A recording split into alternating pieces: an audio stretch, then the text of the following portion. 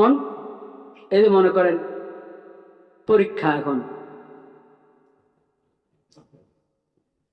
ছাত্রদের পরীক্ষা চলছে, তো ছাত্রদের পরীক্ষা, হ্যাঁ, বেশি থেকে বেশি প্রত্যেক ছেলের মা বাবা কি করে, চিন্তা করে আমার ছেলের পরীক্ষা, হুজুর একটু দোয়া করেন আমার ছেলের পরীক্ষা, এই একটু দাদার কাছে দোয়া নিয়ে আয়,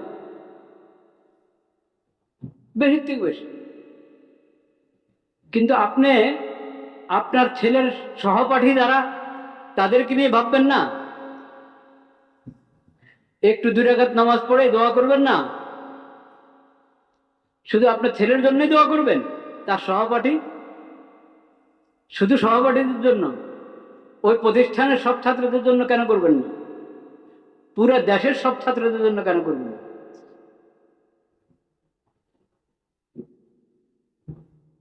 আপনার সমাজের অংশ, আপনার দেশের অংশ, মুসলিম ছাত্ররা আপনার উম্মতের অংশ, অমুসলিম ছাত্ররা আপনার দেশের নাগরিক, আপনার সমাজের অংশ। সবার জন্য কেন দোয়া করবেন? সব ছাত্রদের জন্য। আল্লাহ তাআলা সব ছাত্রকে পরীক্ষার মধ্যে সফল করে, পরীক্ষা সবার জন্য আসান করে দেয়। ওই ছাত্ররাই কেন নিজের ব্যাপারে নির্লিপ্ত থাকবে? দেখেন, পরীক্ষার্থী নিজে পরীক্ষার্থী কিন্তু নিজের ব্যাপারে নির্লিপ্ত। কি ধরনের, কিভাবে নির্লিপ্ত? ঠিক মতো পড়াশোনা করে না, পরীক্ষার সময় এসব মোবাইলে সময় নষ্ট করে, পরীক্ষার সময় তাও মোবাইলে সময় নষ্ট করে, পরীক্ষার সময় তাও টিভির সামনে বসে থাকে। আছে কিনা এরকম ছাত্র? আছে। কেন? আরে কমপক্ষে পরীক্ষার দিনগুলোতে তো তুমি তোমার সময়কে সর্বোচ্চ কাজে লাগাও। এখন তো সময় অপচয় করো না, সর্বোচ্চ কাজে লাগাও।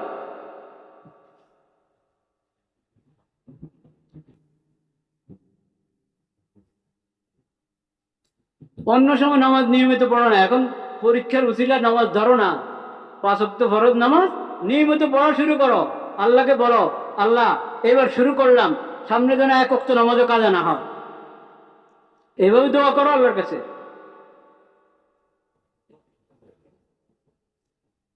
এখন তওবা করো, আল্লাহ আমি তওবা করছি, আমাকে তওবার উপরে মজবুত থাকার তৌফিক নসিব করেন, কোনো পাপের কাঁধে আমি যাতে না জড়াই। দোয়া করো, তওবা করো, নবীজির নামে দুরূদ পড়ো, নবীজির জন্য আল্লাহর কাছে বলো আল্লাহুম্মা সাল্লি আলা মুহাম্মদ। একবার দুরূদ পড়বা, 10টি রহমত, 10টি দরজা বলুন, দরজা 10টি দরজা বলুন হবে, মানে এক এক দুরূদে তোমার 10 বার প্রমোশন হবে আখিরাতের লাইন। একবার দুরূদ পড়ার দ্বারা দুনিয়ার প্রমোশন তো ধারণা আছে, আখিরাতে যে এক স্তর থেকে আরেক স্তরের প্রমোশন, এটার কোনো ধারণা আছে নাকি আমাদের কাছে?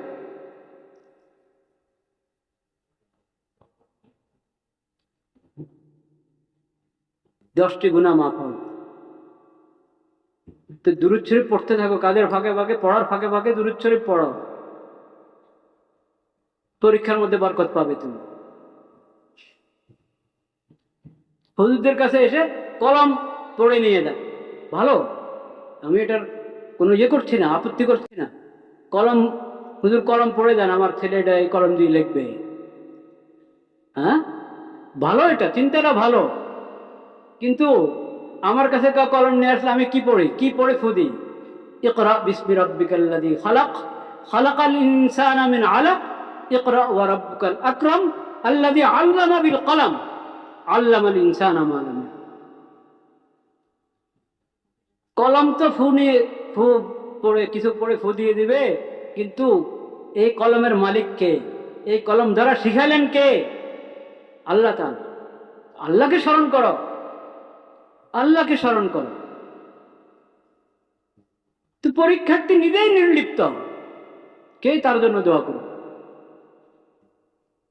তুমি পুরা আজম করো যে পরীক্ষার হলের মধ্যে নিগরান থাকুক বা না থাকুক,